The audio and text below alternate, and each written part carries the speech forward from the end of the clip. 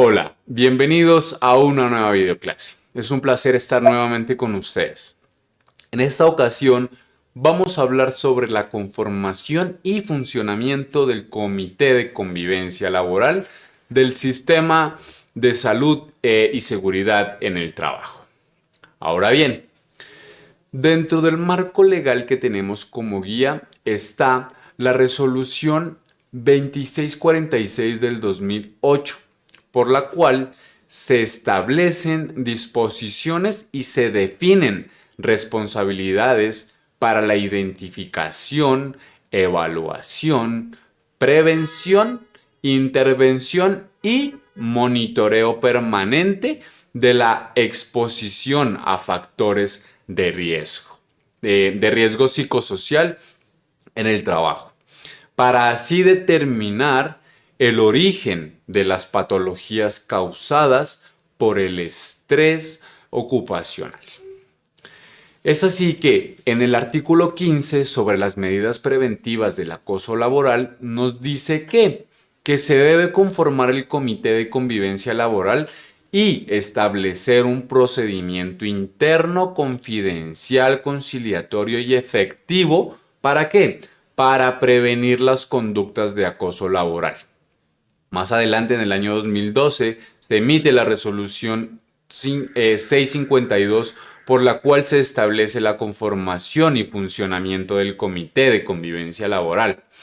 Y posteriormente, en este mismo año, en la resolución 1356, se realizan unas modificaciones a la anterior resolución mencionada. El Comité de Convivencia Laboral estará compuesto por 2 representantes del empleador y 2 de los trabajadores con su respectivo suplente, como lo habíamos hablado en la anterior clase. En el caso de las empresas con menos de 20 trabajadores, dicho comité estará conformado por un representante del empleador y un representante de los trabajadores con sus respectivos suplentes. Las entidades públicas y empresas privadas podrán, de acuerdo a su organización interna, designar un número mayor de representantes, los cuales en todo caso serán iguales en ambas partes, tanto del empleador como del trabajador. Es así que el empleador designará directamente a sus representantes y los trabajadores elegirán a los suyos a través de votación secreta que represente la expresión libre, espontánea y auténtica de todos los trabajadores. Y es así que mediante escrutinio público, cuyo procedimiento deberá ser adoptado por cada empresa o entidad pública e incluirse en la respectiva convocatoria de la elección de estos representantes.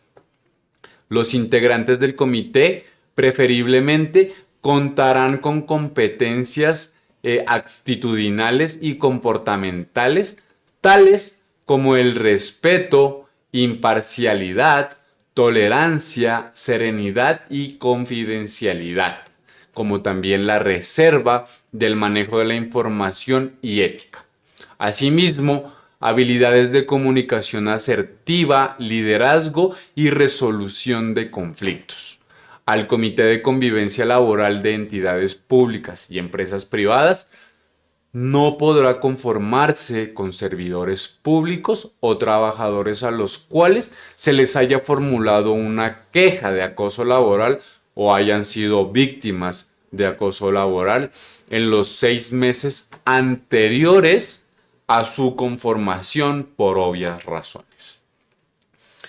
Las entidades públicas y las empresas privadas deberán conformar un comité por empresa, ¿sí? Y podrán voluntariamente integrar comités de convivencia laboral adicionales de acuerdo a su organización interna por regiones geográficas, departamentos o municipios en el país en caso de ser una empresa de nivel nacional. La convocatoria debe ser pública, abierta al interior de la empresa. Se recomienda abrir un formato de inscripción de candidatos y formalizar la constitución del comité mediante un acta de conformación. El periodo de los miembros del comité será de 2 años a partir de la conformación del mismo y se contará desde la fecha de comunicación de la elección. Ahora vamos con las funciones del comité y estas son las siguientes. Recibir y dar trámite a las quejas presentadas en las que se deban o se describan situaciones que puedan constituir acoso laboral, así como las pruebas que la soportan esta queja y que no sea temeraria como tal. Examinar los casos en los cuales se formule queja o reclamo que pudieran tipificar conductas o circunstancias tendientes al acoso laboral.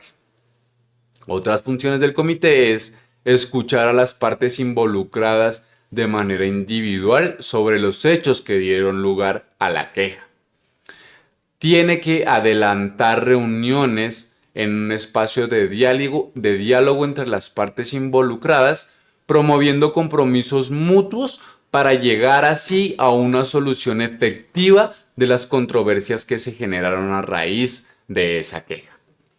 Tendrá que formular el plan de mejora concertado entre las partes para construir, renovar y promover la convivencia laboral, garantizando en todos los casos el principio de confidencialidad.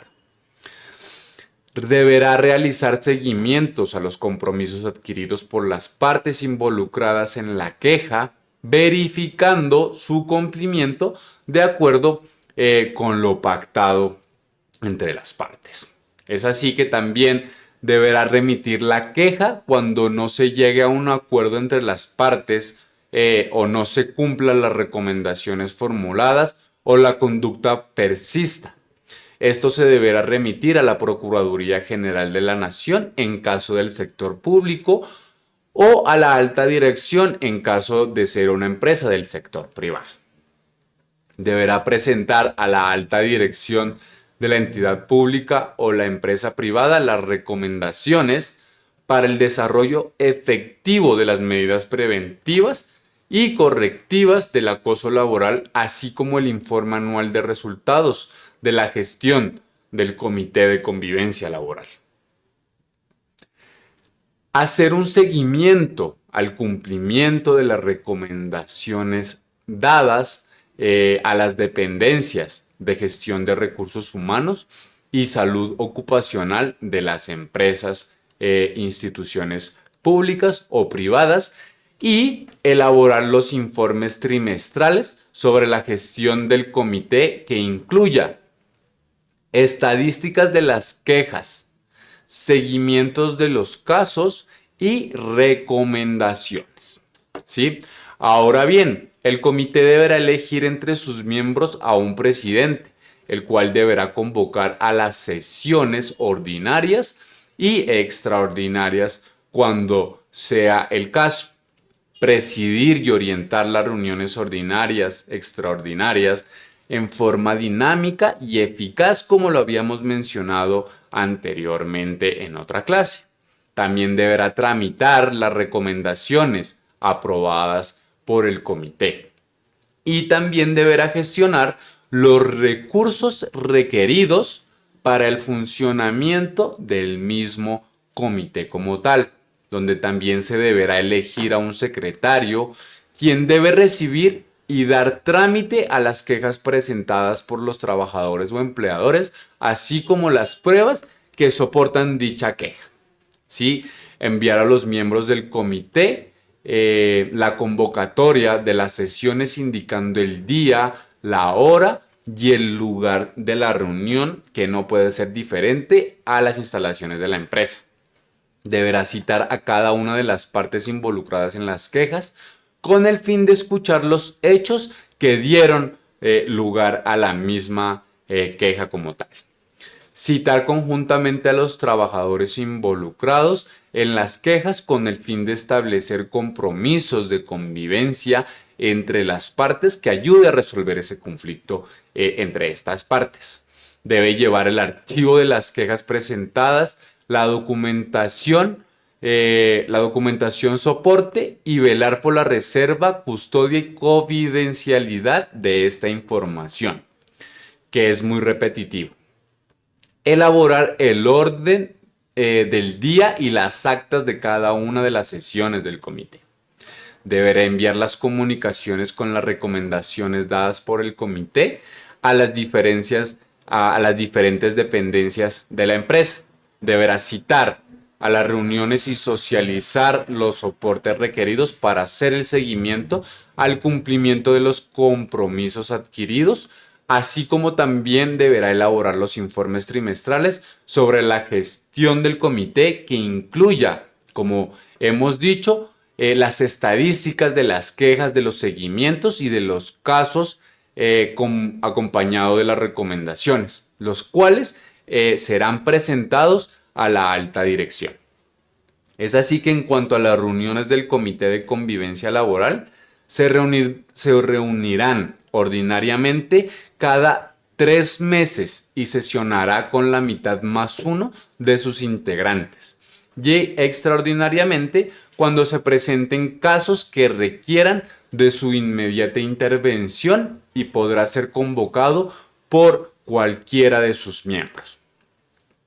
Con respecto a los recursos, las entidades deberán garantizar un espacio físico para las reuniones y demás actividades del comité programadas, así como para el manejo reservado de la documentación y realizar actividades de capacitación para los miembros sobre la resolución de conflictos, comunicación asertiva y otros temas que han sido considerados como temas prioritarios para el funcionamiento del mismo comité y en relación a la capacitación sobre los cuales otros temas que pueden conformar estos podrían ser la investigación de los casos de presunto acoso laboral, la prevención del mismo, el clima laboral, la ley de acoso laboral, el manual de convivencia, las funciones y responsabilidades del comité, así como la importancia del trabajo en equipo.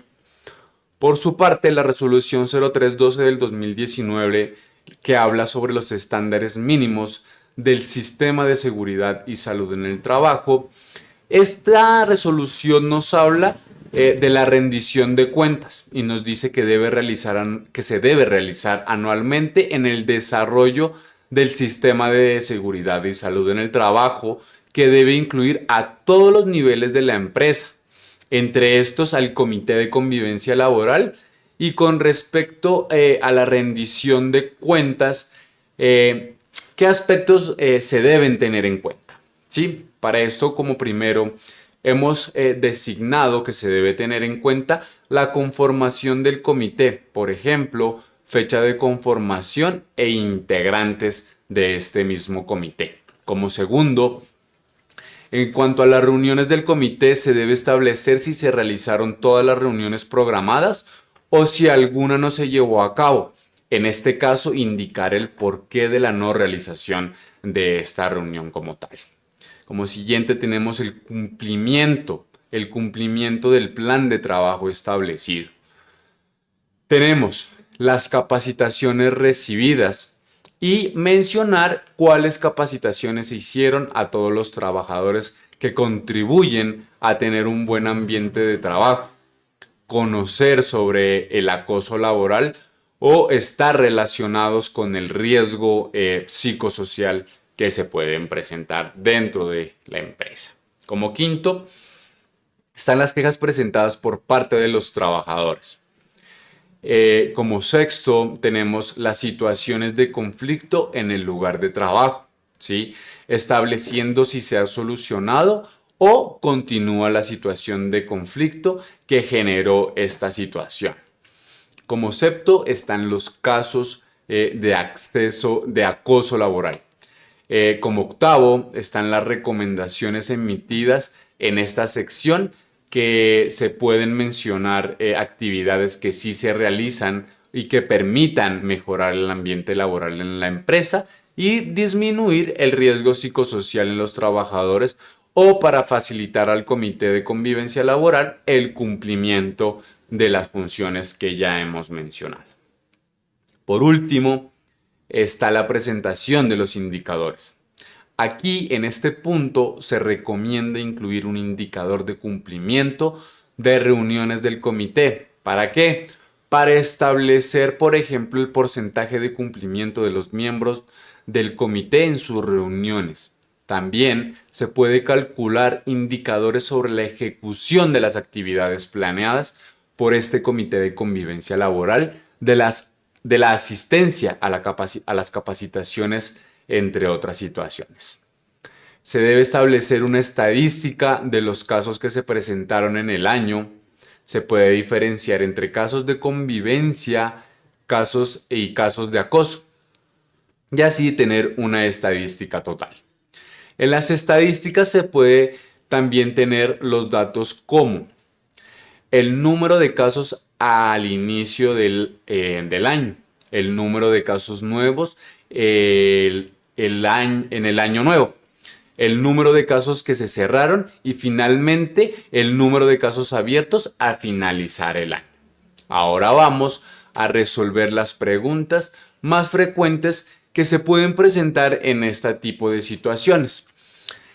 Como primera pregunta está que ¿puede un contratista ser parte del comité? Y la respuesta es no. Como hemos mencionado, y recordemos que en la resolución 652 de 2012, en el artículo 3, nos dice que el comité de convivencia laboral estará compuesto por un número igual de representantes del empleador y de los trabajadores con sus respectivos suplentes. Y en el mismo año, la Secretaría General de la Alcaldía Mayor de Bogotá emite un concepto, que es el 56214, en donde expresa que los contratistas no son servidores públicos y por ende no tienen un vínculo de dependencia o subordinación con el Estado. Tampoco perciben de la asignación o salario, en consecuencia no pueden hacer parte del comité de convivencia laboral. Y como sabemos, esto mismo aplica para las empresas privadas como tal.